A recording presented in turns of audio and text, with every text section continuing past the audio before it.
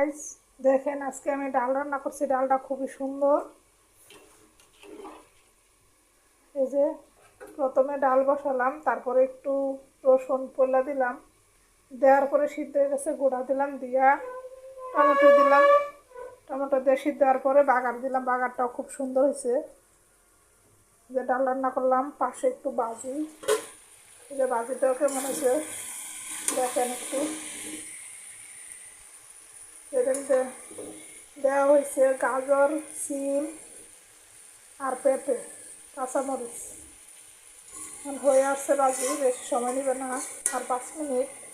তারপরে ধনিয়া পাতা দিয়ে নামাই ফেলবো। এটা আমার ভাজি হয়ে গেছে, ডাল হয়ে গেছে। পাশে একটু মুরগির মাংস ভাজতেছি।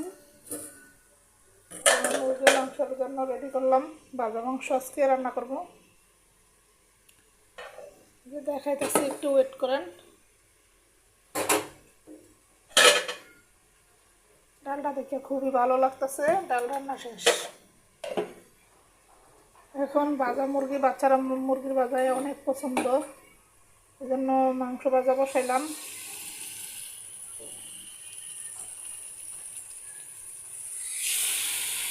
ডালটা একটু পরে দিলাম, যাতে মুরগির মাংসের মধ্যে একটু একটু পানি থাকে, পানিটা জড়ে যায়।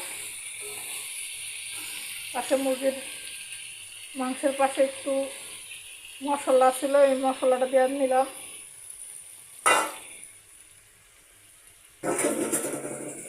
হালকা পানি থাকলে জড়ে গেলে তারপর আমি একটু পানি দিয়ে তেল দিয়ে বসাই দিলাম। দেখেন আজকে রান্না এই পর্যন্তই শেষ। এই ভাজি, ভাজা মাংস আর এসে ডাল।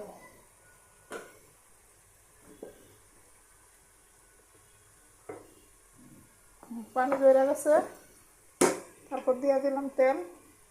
এখন আস্তে আস্তে ভাজা হবে। এই পর্যন্ত আজকে রান্না শেষ। 10 মিনিট পরে নামাই ফেলবো।